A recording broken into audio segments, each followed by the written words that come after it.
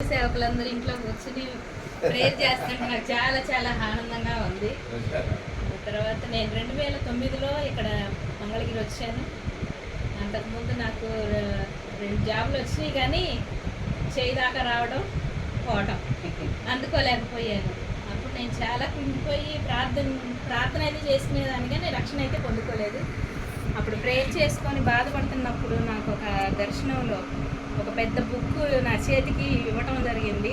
నేను ఆ రోజు మా నాన్నకి చెప్పాను, నాన్న ఇట్లా వచ్చింది నాకు ఒక కళ, అంటే నీకు దేవుడు ఏదో ఇస్తున్నాడమ్మా అన్నాడు. ఆ తర్వాత వెంటనే మా ఫ్రెండ్ ఒక అమ్మాయి ఎన్ఆర్ఐలో చేసింది అనమాట. తను ఫోన్ చేసింది నాకు, అక్క ఇక్కడ అకామిడేషన్ కూడా ఇస్తున్నారు, నువ్వు జాయిన్ అవ్వు, అందుకైతే పిల్లల్ని అమ్మ వాళ్ళకైనా ఎవరికైనా సరే అప్పచెప్పి ఇక్కడ జాయిన్ అవ్వు అన్నప్పుడు నేను వాళ్ళని కూడా అడిగి వాళ్ళ ద్వారాగా ఒప్పించుకొని ఇక్కడికి వచ్చి జాయిన్ అయ్యాను. ఎన్ఆర్ఐలో చేశాను. ఎన్ఆర్ఐలో 2009 మే 28 నేను జాయిన్ అయ్యాను. అప్పటి నుంచి 2019 వరకు నేను అక్కడే చేశాను. ప్రతి డ్యూటీలో కూడా నేను ఎక్కడ ఒక చిన్న రిమార్క్ కూడా తెచ్చుకోలేదు. అది ఏఎన్ఎం చేస్తూనే జిఎన్ఎం కూడా నేను కంప్లీట్ చేశాను, 3 సంవత్సరాల కోర్సు. ఆ తర్వాత 2019లో అక్టోబర్ 30న నాకు జాబ్ వచ్చింది. నేనైతే క్వాలిఫై అవుతానని అనుకోలే. ఎన్ఆర్ఐలో జాబ్ రావటమే దేవుడు నాకు ఇచ్చిన గిఫ్ట్ అనుకున్నా ఫస్ట్. కానీ అనుకోని విధంగా జగన్ గారు 13,000 పోస్టులు రాష్ట్ర మొత్తంలో ఏఎన్ఎంస్కి 13,000 పోస్టుల్లో నేను కూడా ఒకదాన్ని సెలెక్ట్ అయ్యి అది ఏఎన్ఎంగా సెలెక్ట్ అయ్యాను. అందులోకి మళ్ళీ నేను ఫస్ట్ నుంచి కూడా ఎన్ఆర్ఐ నుంచి జాయిన్ అయినప్పటి నుంచి కూడా ఇదే వార్డులో ఉండేదాన్ని. ఇదే ఏరియా నాకు ఇవ్వటం జరిగింది. ఇదే ఏరియాలో ఇదే ప్లేస్లో నేను జాబ్ చేయడము దేవుడు ఇచ్చినటువంటి గొప్ప గిఫ్టే అనుకుంటున్నాను. ఎంతోమందికి జాబులు లేక ఈ రోజుల్లో చాలామంది ఇబ్బందులు పడుతున్నారు, అయినా కూడా దేవుడు ఇచ్చాడు. కోవిడ్ అప్పుడు కూడా నాకు బెస్ట్ సర్టిఫికేట్ ఇచ్చారు. తర్వాత మళ్ళీ 2020వ సంవత్సరంలో నేను చాలా అనారోగ్యానికి గురయ్యాను. అంటే నా కాళ్ళు బాగా వాపులు వచ్చేసి కోవిడ్ వల్ల తిరగడం డే అండ్ నైట్ అనమాట, పగలు లేదు రాత్రి లేదు, ఆ విధంగా తిరగడం, వ్యాక్సిన్ చేయడము. ఒక్క రోజులోనే 500 మందికి వ్యాక్సిన్ చేశాను నేను ఇక్కడ మంగళగిరి సిక్కే హై స్కూల్ గ్రౌండ్లో. 500 మందికి ఒకదాని చేసేసరికి నాకు బాగా సిక్ అయిపోయి నేనే ఉంటానా లేదా అన్న స్థితిలోకి వెళ్ళిపోయాను. కానీ దేవుడు, నేనైతే ఇంకప్పుడు అనుకున్నాను ప్రేయర్కి అయితే రోజు ఆదివారం వెళ్తాం కుటుంబ పరంగా, కానీ రక్షణ అయితే నాకు లేదు, నేను ఇక ఆలస్యం చేయకూడదు, ఇదే నా హెచ్చరిక ఏమో అనుకొని 2022 డిసెంబర్ నెలలో ఆఖరి రోజున నేను బాప్తిసం తీసుకున్నాను. ఇంకప్పటి నుంచి కూడా నేను దేవుని సన్నిధిలో ప్రతినిత్యం ఉంటాము. ప్రతిరోజు ఆన్లైన్ ప్రేయర్లో స్టీఫెన్ పాల్ గారిది ఆన్లైన్ ప్రేయర్లో మేము జూమ్లో కనెక్ట్ అయ్యి ప్రేయర్ వింటాం. పిల్లలు కూడాను, 2 పిల్లలు కూడా రక్షణ అయితే ప్రస్తుతానికి లేదు, వాళ్ళు కూడా రక్షణ పొందుకోవాలని ప్రేయర్ చేస్తున్నాను. పెద్ద పాపకి కూడా ఇప్పటి వరకు నేను ₹1 కూడా కట్టి చదివించలేదు, అంతా గవర్నమెంట్ సీటే. ఇప్పటి వరకు అగ్రికల్చర్ బీఎస్సీ వచ్చింది, ఇప్పుడు సెకండ్ ఇయర్ అయిపోయింది, థర్డ్ ఇయర్కి వెళ్ళాలి. ఈ నెల 30వ తారీఖున థర్డ్ ఇయర్ రిజిస్ట్రేషన్ చేసుకొని వెళ్ళింది. చిన్న పాప ఇంటర్ సెకండ్ ఇయర్ చదువుతుంది. మరి నాన్నగారికి బాగోలేదని ఫోన్ వచ్చినప్పుడు నేను చాలా బాధపడ్డాను, ఎందుకంటే నాన్నకి అంతకుముందు ఒకసారి పక్షవాతం వచ్చింది. కానీ ఆయన ఇంగ్లీష్ మెడిసిన్స్ వేసుకోకుండానే సిరివెళ్ళ మెడిసిన్ వేసుకొని దాని నుండే కోలుకొని, ఆ రోజైతే నేను వెళ్ళినప్పుడు నాన్న కర్ర పట్టుకొని లెగవలేని స్థితిలో ఉన్నాడు. ఈరోజు ఇక నాన్న లెగవడేమో, ఇక మంచానికే ఉండిపోతాడేమో అనుకున్నా నేను. కాకపోతే మా నాన్న కూడా ఎప్పుడు బూతులు తిడతాడు, సిగరెట్గా తాగుతాడు, అన్నీ చేస్తాడు, ప్రార్థన మాత్రం మానుకోడు. ప్రతిరోజు మా నాన్న స్నానం చేసే నీళ్లు కూడా ప్రార్థన చేసి పోసుకుంటాడు ఒంటి మీద. అన్నం తినేటప్పుడు ప్రార్థన చేసుకుంటాడు, మమ్మల్ని పడుకోబెట్టినప్పుడు ప్రార్థన చేసి పడుకోబెడతాడు. ఇవన్నీ చేస్తాడు, బూతులు తిడతాడు, సిగరెట్ కాలుతాడు. నేను ఎప్పుడు చెబుతా ఉంటున్నాను, సిగరెట్ కాలం మాక, నువ్వు మందు ఎలాగో మానేసావు, ఎప్పుడో నాకైతే తెలియదు, సిగరెట్ కూడా మానేసాయి నాన్న, దానివల్ల చాలా ప్రమాదం అని అంటే, అయినా కానీ వినేవాడు కాదు. మా దగ్గర ఇన్ని చేసేవాడు, మా ముందే కాల్చేవాడు, అది లేకపోతే మమ్మల్ని గొడవాడేవాడు, తిట్టేవాడు అనమాట, కొట్టడం కూడా జరిగేది, అంత విపరీతంగా కాల్చేవాడు.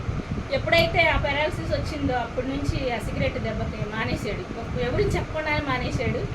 అసలు లెగుతాడా అనుకున్నా నేను. ఇంకా రోజు స్నానం చేయించి బట్టలు అవి మార్చి నేను వచ్చేసాను. రెండో రోజు మళ్ళీ నెక్స్ట్ వారం వెళ్ళేటప్పటికి కర్ర కూడా తీసేసి నడుస్తున్నాడు. దేవునికి స్తోత్రం అనుకున్నాను. అది తగ్గిపోయింది. మళ్ళీ ఒకసారి తీసుకొచ్చి అన్ని టెస్టులు చేయిద్దామని చెప్పేసి ఎన్ఆర్ఐలో జాయిన్ చేయించి టెస్టులు అన్నీ చేయించి బాగానే ఉంది హెల్త్ కండిషన్ అన్న తర్వాత ఇక్కడ ఉండనా నాకు 4 రోజులు అంటే నేను ఉన్నానని చెప్పేసి వెళ్ళిపోయాడు.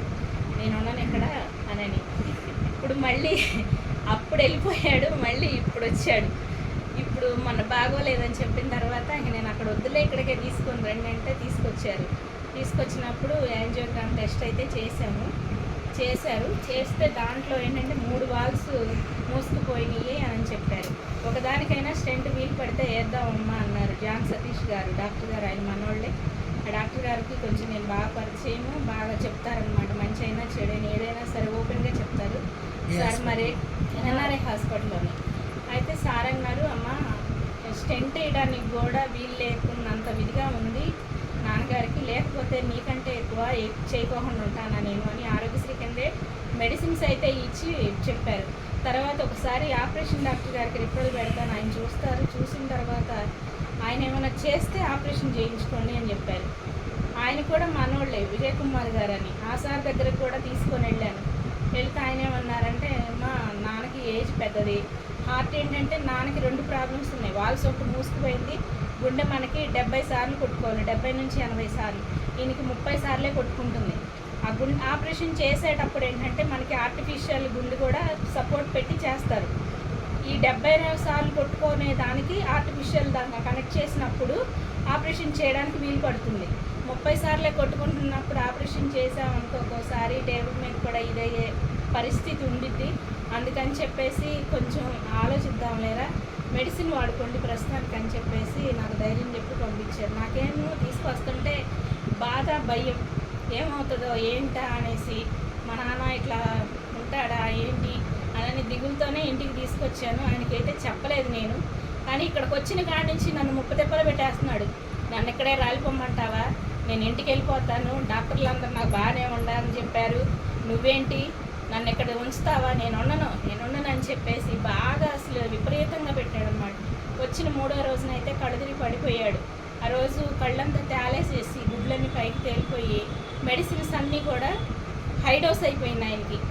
హై డోస్ అయిపోయి ఎప్పుడు అన్ని మెడిసిన్స్ వేసుకోలేదు నాన్న, చాలా ఆరోగ్యంగానే ఉంటాడు, ఎప్పుడు మందులు వాడలేదు అసలు.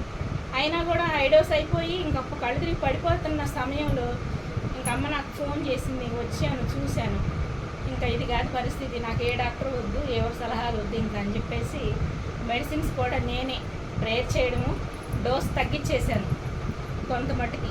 అంటే ఫుల్ ట్యాబ్లెట్ వేయాల్సింది హాఫ్ ట్యాబ్లెట్, అది మార్నింగ్ టైంలోనే పెట్టాను అన్ని డోసులు. రోజుకి ఒకసారి ఎప్పుడైనా వేసుకోవచ్చు మనము. వాళ్ళు నైట్కి పెట్టారు ఎక్కువ %. ఈ నైట్ వేసుకుంటునేటప్పటికి ఆయనకి పైకి లేచాడు అనుకో కళ్ళు తిరిగిపోయి పడిపోతున్నాడు, పాస్కి వెళ్ళినా సరే పడిపోతున్నాడు. అందుకని నేను ఇంకా వాటిని డోస్ అడ్జస్ట్మెంట్ చేసి పెట్టాను. మొన్న తీసుకెళ్ళి చూపించుకొని వచ్చాను, బాగానే ఉందని చెప్పారు దేవుని దయ వలన. ఇంకా తర్వాత నేను వెళ్ళొస్తానని ఇంటికి వెళ్ళి ఒకసారి అందరినీ చూసి మళ్ళీ అమ్మాయి దగ్గరికి వెళ్దాంలే అని చెప్పి ఆయనంతటికి ఆయనే వచ్చాడన్నమాట. ఈరోజు చాలా హ్యాపీగా ఆరోగ్యంగా కూర్చున్నాడు. అన్నయ్య చూశాడు, అక్కడ చూసింది నాన్న ఆ రోజు వచ్చినప్పుడు హాస్పిటల్లో కొద్దిగా బాగా డల్గా వీక్గా ఉన్నాడు. కానీ ఇప్పుడు కొంచెం దేవుని దయ వల్ల కోలుకున్నాడు అనమాట. నేను చెప్పాను ఒకటే ఏంటంటే, మెడిసిన్ కాదు కావాల్సింది ప్రేయర్ చేసుకో, ప్రతి విషయంలో ప్రార్థన చేసుకోండి, ప్రార్థన చేసుకొని ఏదైనా చెయ్యండి మీరు అని చెప్పేసి నేను చదువుతుంటే రోజు బైబిల్ చదువుతాడు, వాక్యం వింటాడు, ప్రేయర్లో కూర్చుంటాడు. దేవుడు స్వస్థపరిచినందుకు దేవుడు నాకే వందనాలు చెల్లించుకుంటున్నాను.